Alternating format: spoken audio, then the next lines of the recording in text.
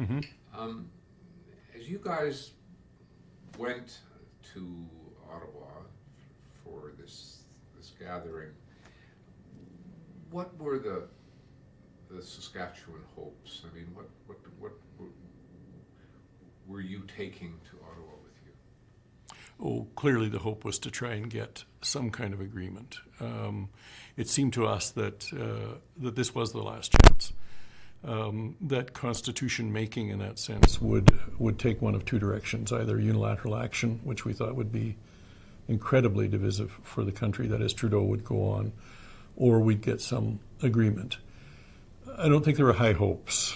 I think we thought this was the last chance, and we were hoping for something, but everything just seemed not to be in place yet.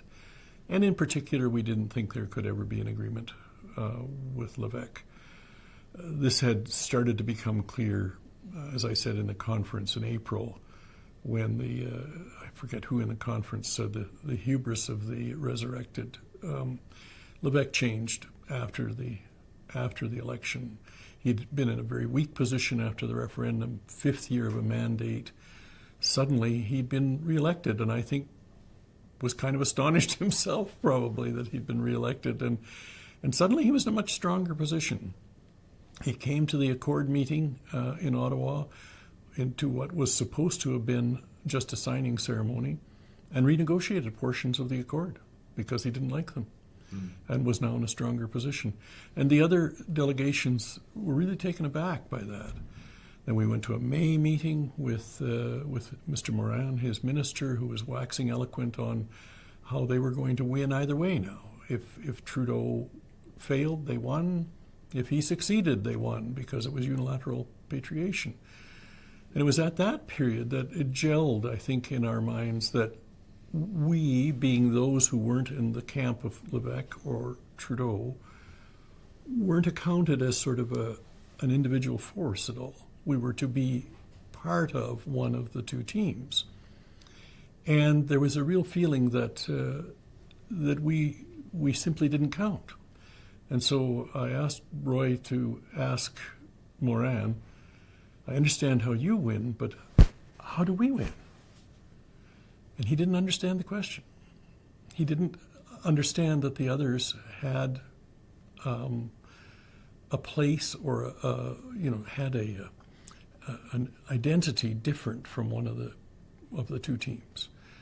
And so when you get to November, we entered that thinking that it was going to be very difficult to get agreement.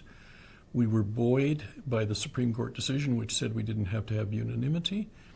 And Saskatchewan thought that we might be able to cobble something together that 5 or 6 or 7 would agree to and meet the Supreme Court test. So we thought it was difficult, hoping for some kind of agreement. Nobody had an idea of how that would shape itself, though. So in a sense, would it be fair to say that Mr. Lévesque's role in the Gang of Eight was, on a certain level, in bad faith? He was just seeing what he could get from it. I mean, as opposed to dealing in good faith. No, I wouldn't use bad faith. Different objectives. It became clear to us that his objective now was to defeat the Liberals. And when Mr. Morin spoke, he talked about, we're going to beat the Liberals. It was now about the return match in that sense. And so I was not even that surprised, frankly, when others were, but I was not that surprised when Mr. Lévesque agreed to consider a referendum fight with Mr. Trudeau. It was perfectly in line with the thought that they wanted one more fight about these things. And so I wouldn't say it was bad faith. It was more that they now were in this resurrected stage with different objectives. Perhaps we weren't as necessary as we had been before. And frankly, they paid less attention to making sure that everybody was in line than they had in the past. And that was graphically demonstrated on the night when the Patriation Accord was put together. As I say in my book, I think that the disappointment was largely professional as well as as deep, deep problems with us getting together. They felt they prided themselves on their professionalism, and they were a very good team of people, and they simply hadn't thought about the fact that a group of premiers might actually take the initiative out there, as distinct from a group headed up by Mr. Trudeau. Interesting. Chantal Hébert made an interesting point. She said, in our age now, that night never could have happened. Everybody would have known within 15 minutes what the others were doing. Tweeting and texting. Exactly. But yeah. There you, and she said, the very fact that they went to dinner over in Hull, she said, that river is it's a wide river. Well, I think that graphically illustrates what I was just talking about. In not keeping their fences mended, not keeping themselves au fait, they went off to Hull.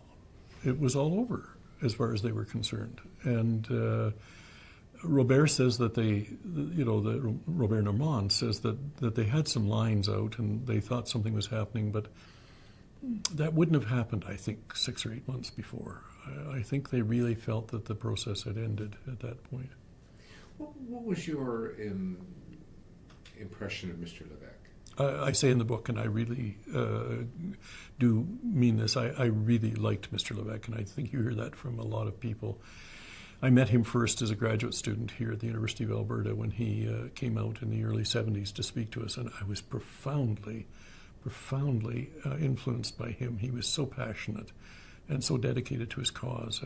I didn't agree with the cause, but I thought here was a genuine leader of people, a genuine politician in the best sense of the word.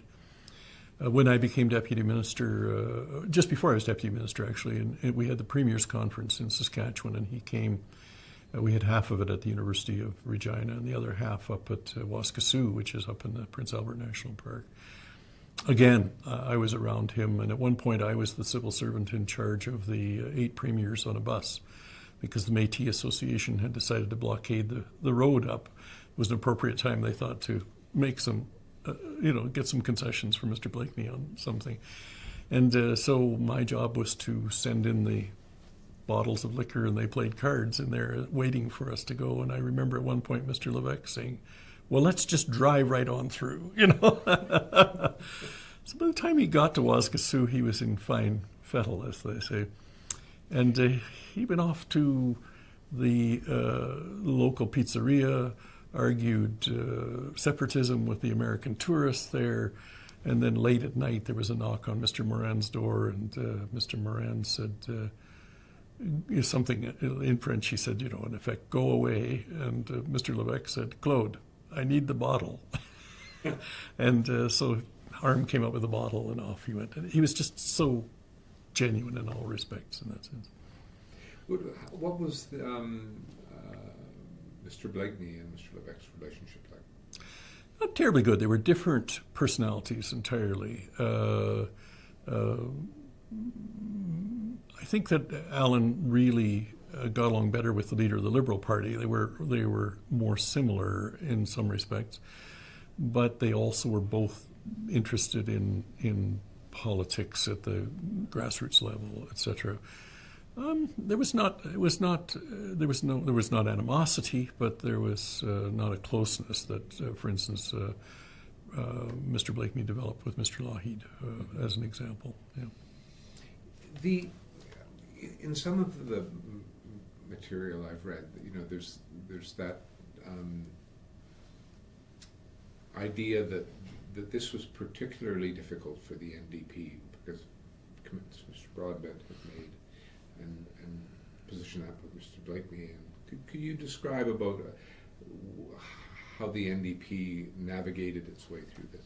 Oh, absolutely. This is a story which didn't come out at all at this conference, and which was hugely important, I think, at different times in the process. One of our earlier speakers in the conference talked about the heritage of J.S. Woodsworth and the CCF and the New Democratic Party being strong supporters of a strong central government, a national charter of rights and freedoms. And inside the New Democratic Party, there was just a misunderstanding. They simply couldn't believe that one of their chief leaders, one of the people they admired most, could actually oppose a Charter of Rights and Freedoms. And yet Allen, his advisors from myself on down, were all people who were steeped in charters of rights and freedoms in a generation after him, and were very much in favor of them. So he, in a sense, in his delegation, stood alone in opposition. And yet, by the end of the process, he had most of us convinced at least that there should be a notwithstanding clause. And maybe transferring that amount of power to courts was not a good idea at all. Within the NDP, this was very, very difficult because Mr. Broadbent and the federal caucus were entirely on the other side. And there was a meeting at one point in Calgary, which has not been revealed, between, at that point, Mr. Broadbent, Mr. Blakeney, a couple of us who were advisors, and Mr. Notley from Alberta. And they had the knockdown drag-out internally on this. Mr. Romano was there too. And it caused a very big rift at the time, very big rift. Mr. Broadbent, I think, chose not to blame Mr. Blakeney so much as the bad advice he was getting, which was ironic because he was, being me and others, he was getting advice that was more in line with what Mr. Broadbent wanted. So it was a very, very big split inside the NDP. Let's go to the 4 days and walk our way through them. And it's wonderful having your book as sort of guideposts, but the ups and downs, starting with day one, just walk us through them.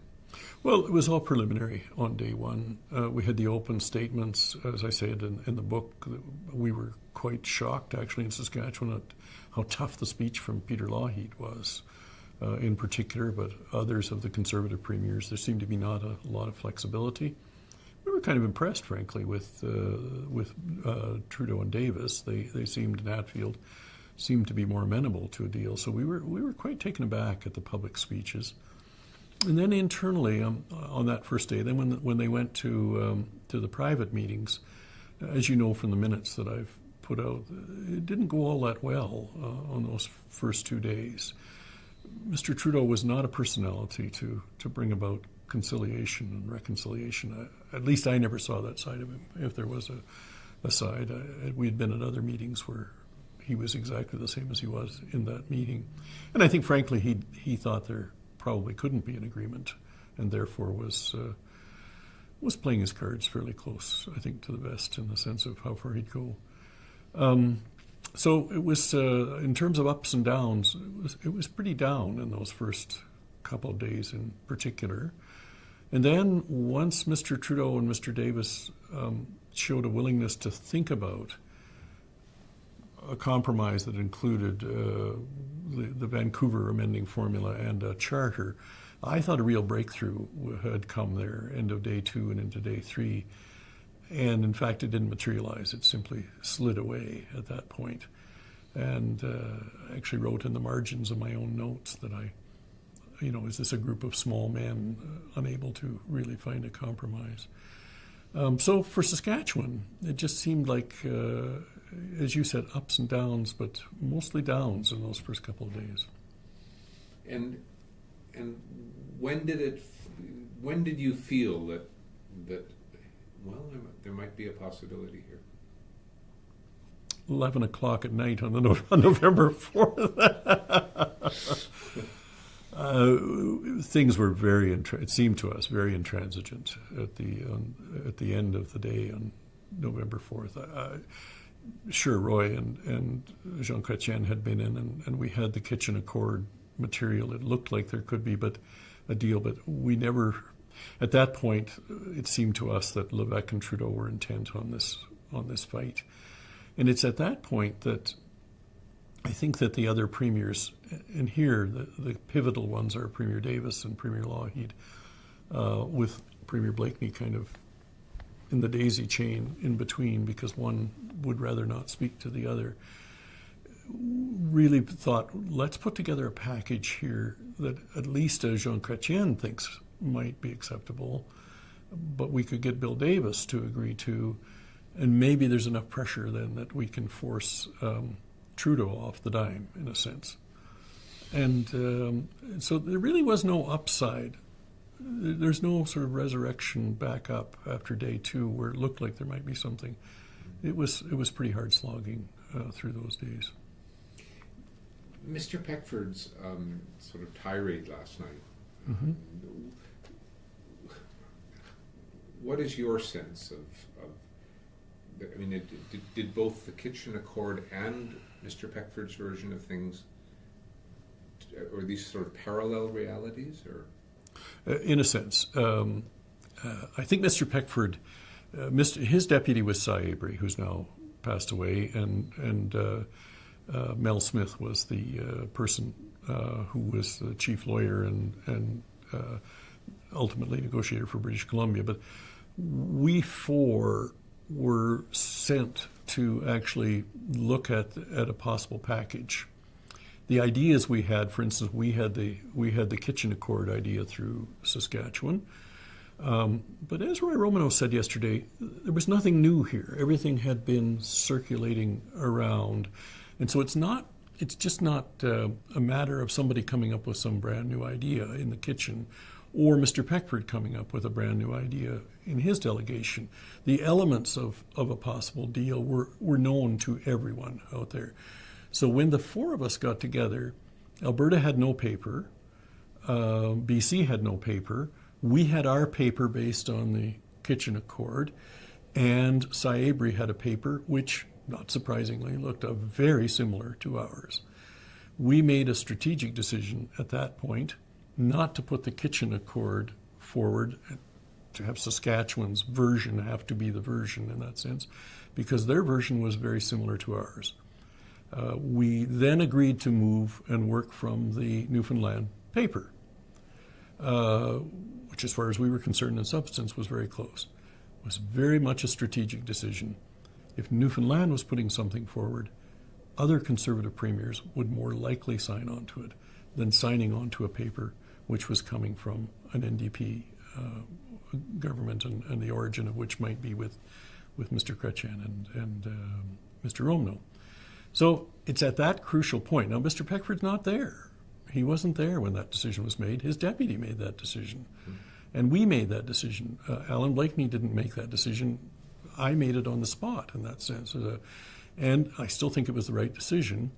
And when Mr. Peckford comes in, then he's told by his deputy that we're working from their paper. Then he doesn't understand that the papers were virtually the same at that point.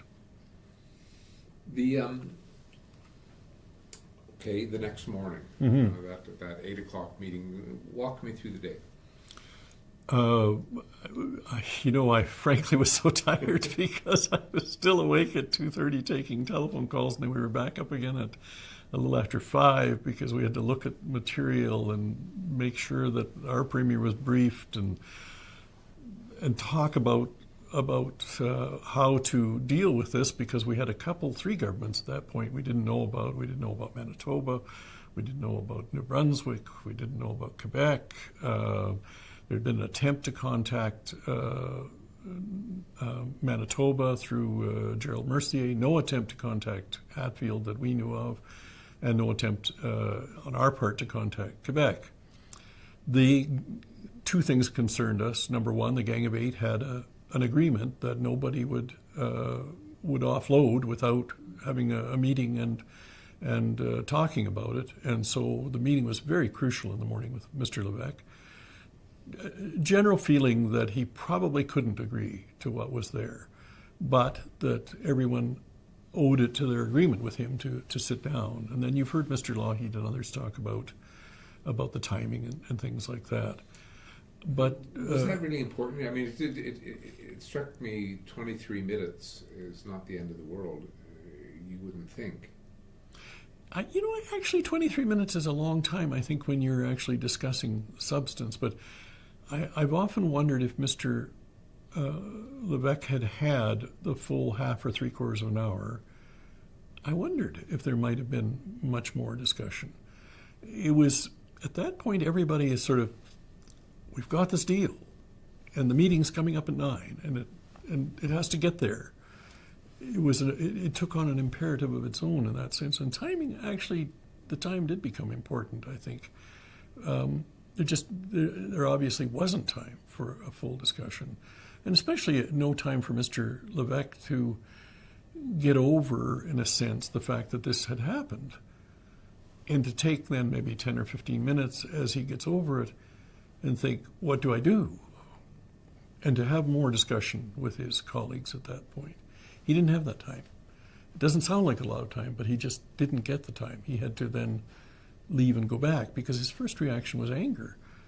And as with any good leader of government, you have to get over that, in a sense. You have to get above that and think about what you should be doing in terms of the interests of your own province and delegation at that point. I think the timing. Yeah, Mr. Lougheed said this morning that it was just very acrimonious with Mr. Levesque at that point. Yeah, he didn't have a chance to get over the initial reaction, you see.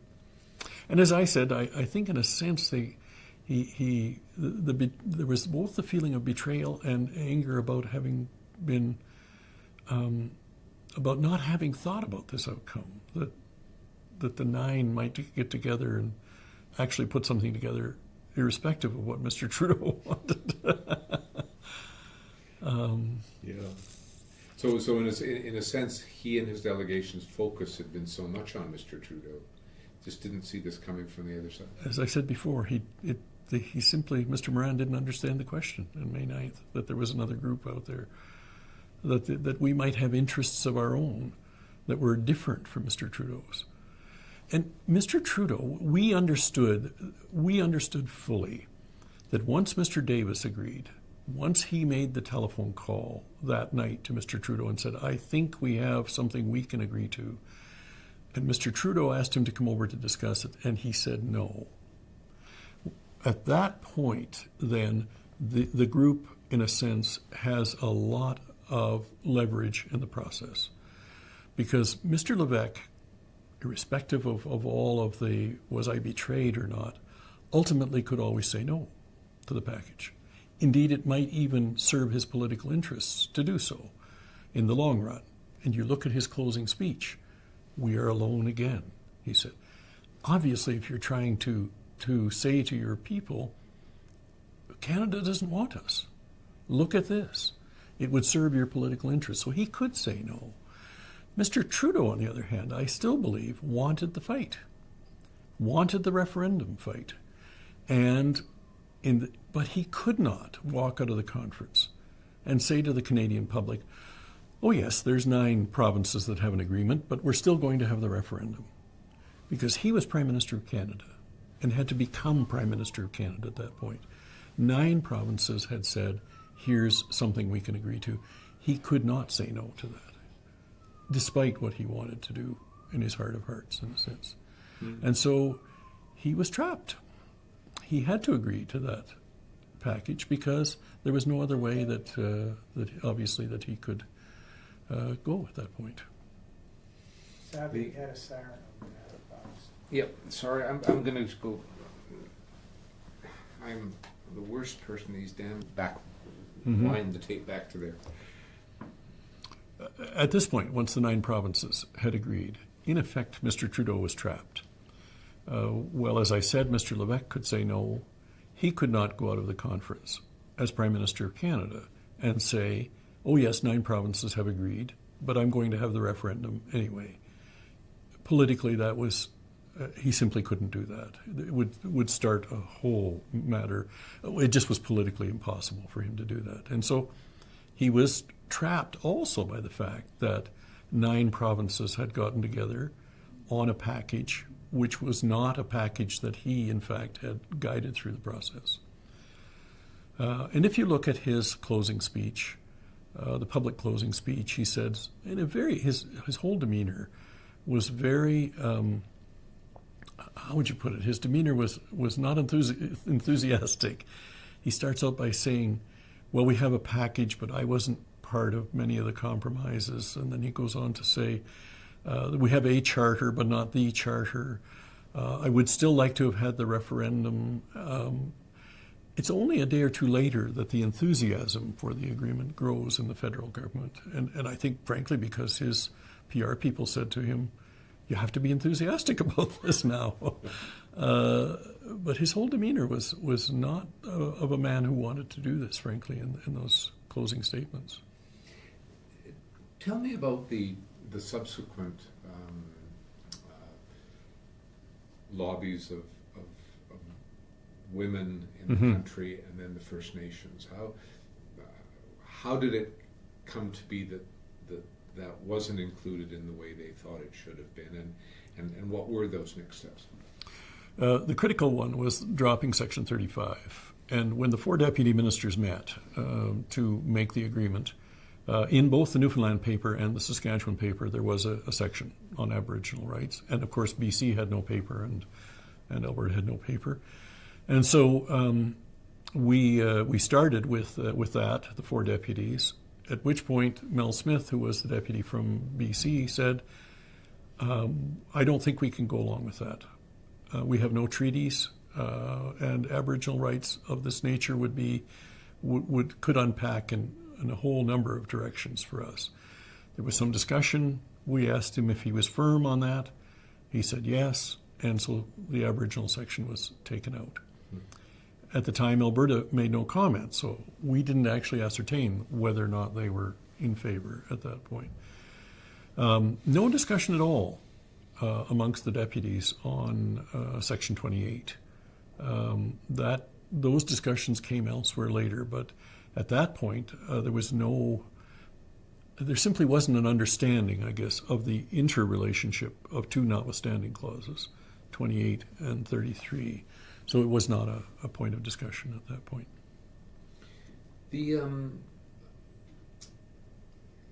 Let's come back to personalities. Can I just say something else on this? Because the week after is very important. Yes. There. Okay. When the First Ministers leave, they agree no changes to this document. And Mr. Blakeney made it very clear, because he felt quite strongly about Section 35. And he said at that point, no changes. If there are changes, he said, I want to raise the issue of Section 35 again. Yes, everyone said, we all agree to no changes.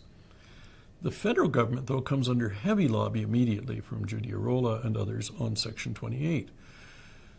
At that point, we are confronted by the fact that the federal government really wants this change, and that other provinces want this change. Mr. Blakeney then invoked the understanding, which was, if there are to be changes, we all agreed that if there are to be changes, Section 35 has to go back in. This caused great consternation out there. The federal government wasn't opposed to it, but it caused consternation, especially in British Columbia, and we found it later in Alberta. And so he came under heavy lobby from the women's lobby to not link the two together. Frankly, I still believe there would not be a Section 35 in there if he hadn't done that. I don't think that the Aboriginal organizations at that point had enough clout with certain provinces to get it through. But the fact that Mr. Blakeney kept hanging those two together was absolutely critical, I think, in getting Section 35 in there. He took a lot of pressure from women's groups for being anti-woman, and he felt quite aggrieved about that, because if you look at the legislative record in Saskatchewan about women's rights, far in advance of other provinces at that point, the fact that he was opposed to a charter in its entirety, and the fact that there was to be this clause which said everything must be delivered to men and women equally, raised questions with him about some of the affirmative action programs in Saskatchewan, whether a court might strike them down. His worst fear about courts interfering in social policy. So he felt aggrieved that he was being cast as somehow an anti-woman, when in fact the record in Saskatchewan was entirely the other way. Expand a bit for me on his concern about the courts and undue power being with the courts. I think it's very important part of understanding him. If you could just Explain it more thoroughly. He was frankly trained during a time when courts were striking down child labor legislation and such like in the U.S. You know, he did not trust courts. He trusted the democratic process.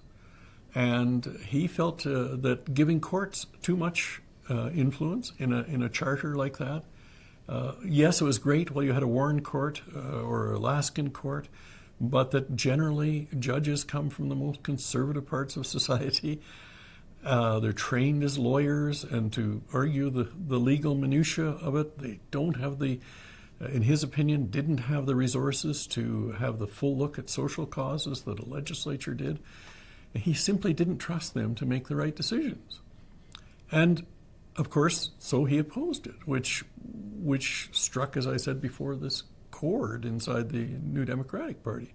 And here he was allied with Sterling Lyon, who was opposing it from an entirely different perspective, that of the traditional supremacy of Parliament arguments. And so, but he simply had a very hard time getting across to people trained in a generation of the Warren Court and others that courts can't be trusted. You have to trust the political process, not the courts. Mr. Lougheed, what was your sense of, especially with the Gang of Eight, his role in all of this? Mr. Lougheed's negotiating style was always a mystery to us, because Mr. Blakeney's style was to negotiate and try to get, if you couldn't get the whole loaf, to get a half a loaf. If you couldn't get the half a loaf, to get a quarter loaf, you know. And Mr. Lougheed was entirely different. His negotiating style was to set out a position and stay there, and then eventually negotiate the compromise. So they had two entirely different negotiating styles. They became very, very good friends during the whole thing, very understanding of each other. I don't think, as Mr. Goldenberg says, that Mr. Blakeney was in any way beholden to Mr. Lougheed or couldn't take a different position, because at the very same time that he was supporting Mr. Lougheed on certain sections, having to do with resources, there was the creation of the Potash Corporation of Saskatchewan, a partial nationalization of the industry in Saskatchewan, something Mr. Lougheed would never have done. So Mr. Blakeney was certainly capable of doing things differently than Mr. Lougheed, but they were very much kindred spirits, I think, on this one, and liked each other very much. And I don't know whether Mr. Romano told you, but just about a week before his death, Mr. Romano and Mr. Blakeney were talking about his memorial, and Mr. Romano was asking him who he'd like there, and Peter Lougheed was right at the front of the list. So they really developed a fast relationship in there. Thank you. I think We're done.